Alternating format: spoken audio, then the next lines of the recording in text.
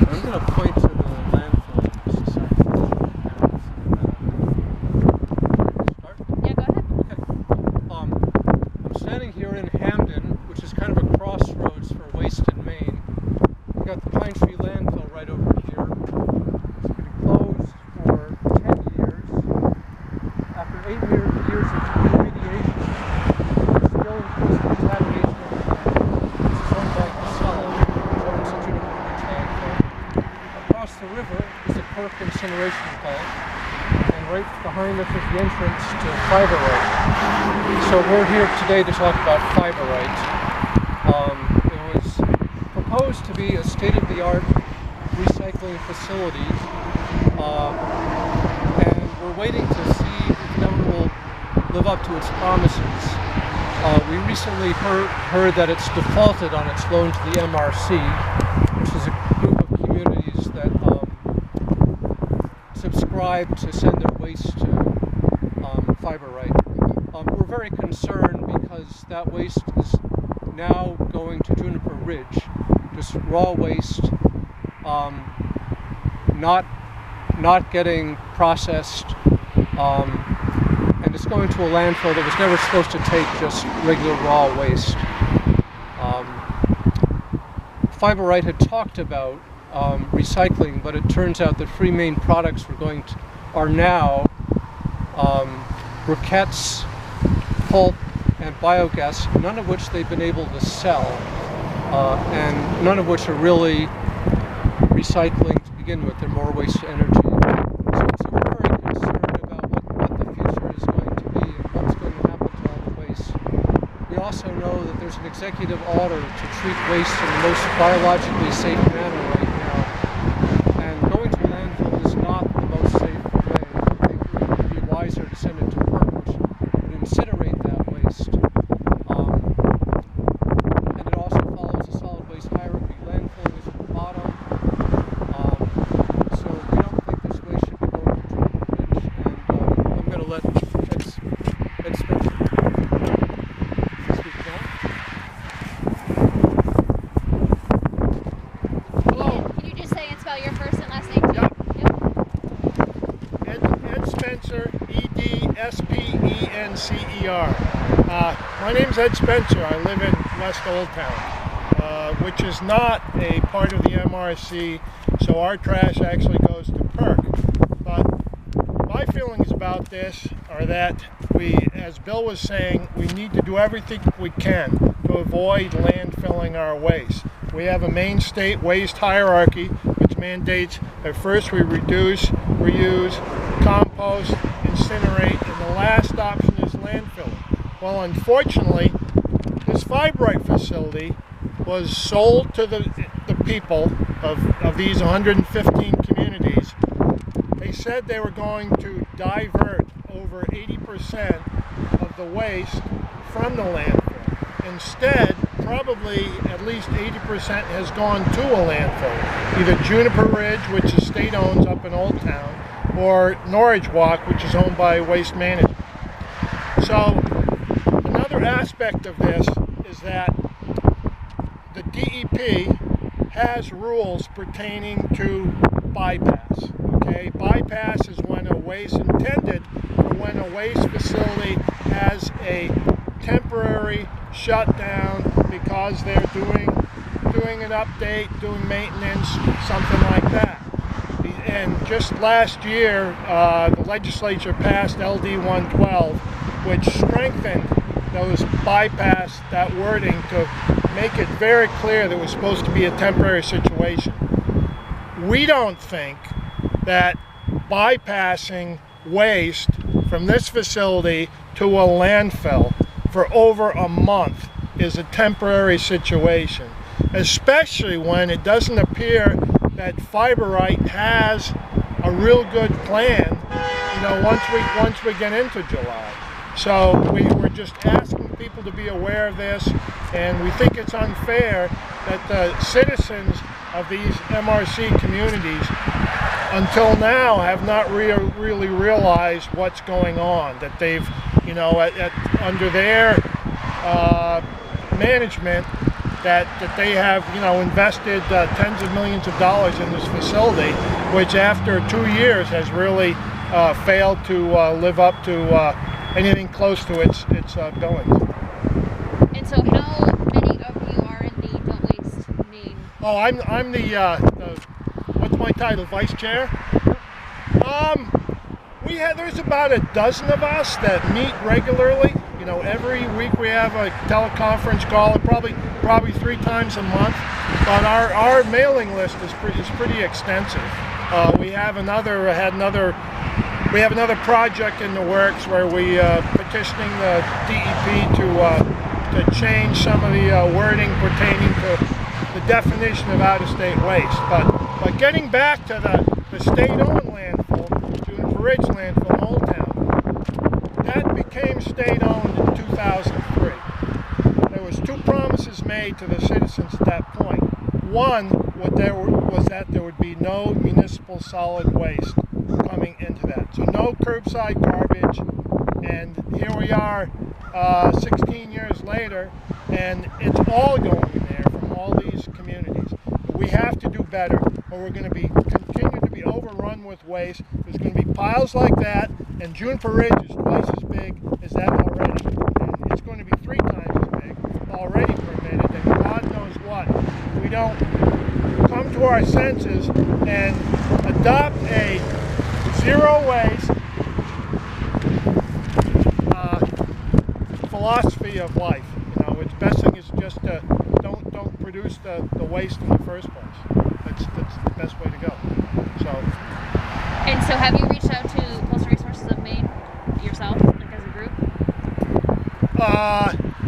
No, but we've been in contact with MRC members, and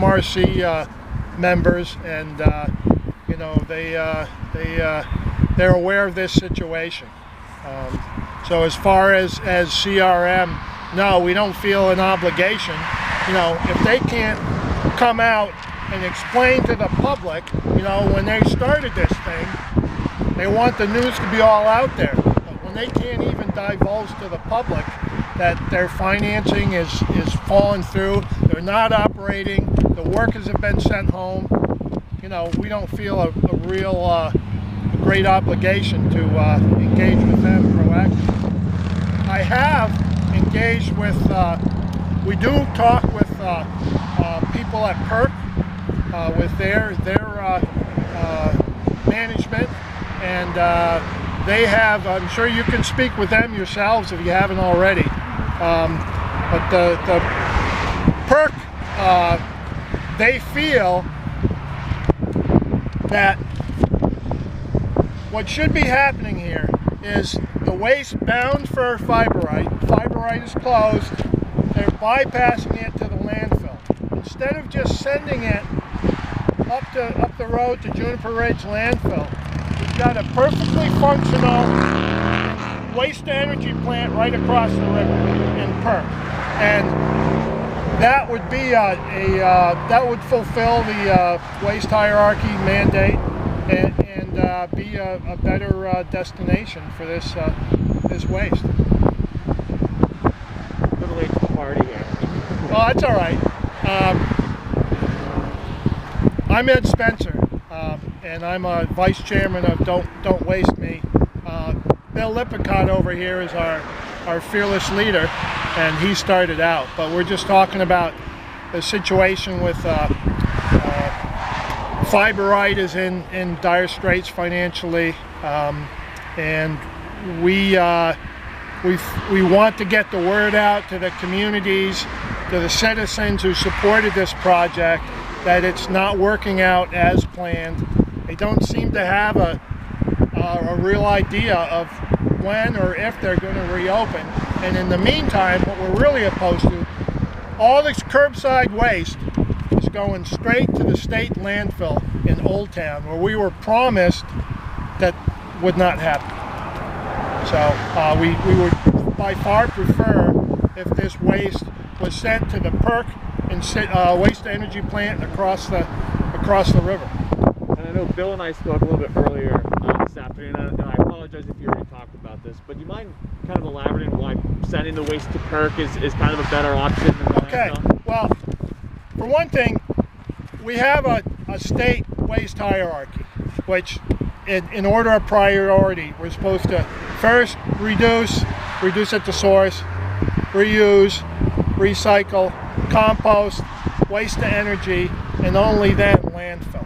So waste to energy is well higher, on that hierarchy than landfilling is. We're supposed to be doing everything we can to avoid landfilling waste, because once it's there, it's basically there forever.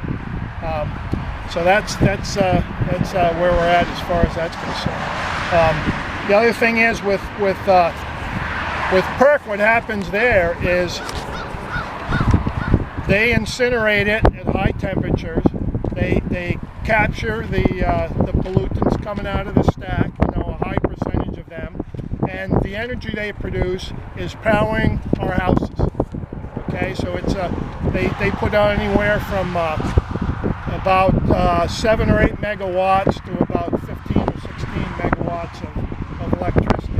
So you get the electricity benefit.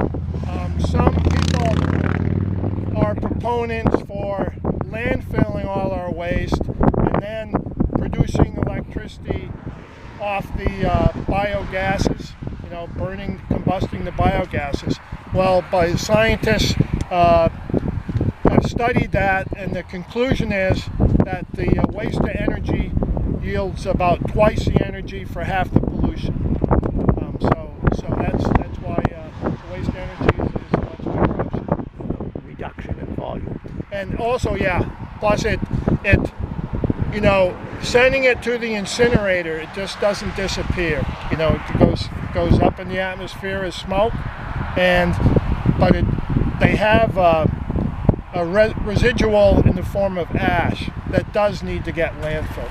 But like Peter reminded me that what happens during the combustion, you're reducing the volume of it by 90%. So it leaves more space for other things to go that can't be reduced.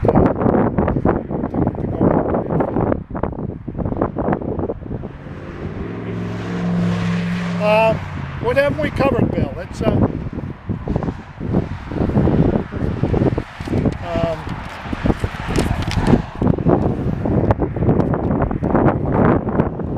I think hopefully we don't feel animosity or anger towards the MRC or CRM fiber rate.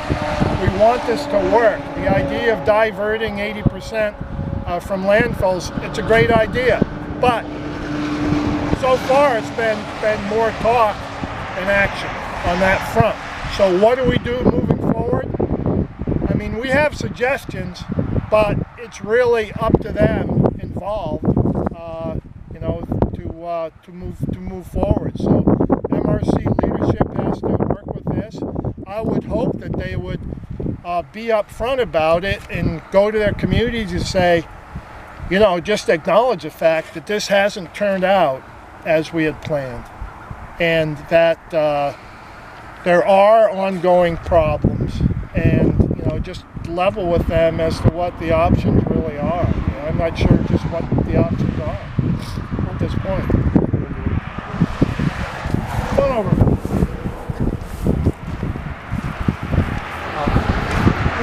We feel that the fiber right plan is flawed. The idea of putting all your waste together, they'll do the sorting out. It doesn't seem to be working, as opposed to separating out your waste initially. So you separate out food waste, you separate out recyclables, and even more so to go back to sorting by cardboard, by paper, by bottles, by glass. You get the highest value recyclable when you can sort out beforehand. When you glop it all together, it gets contaminated by food waste, by other contaminants. And that's one problem with them trying to sell all these products. They're all contaminated with all the other stuff that goes into waste. So we feel this is a flawed concept. Thank you. Perfect. Thank you, Bill. Thank you. Thank you. Oh yeah. I think that minutes, I think we're good.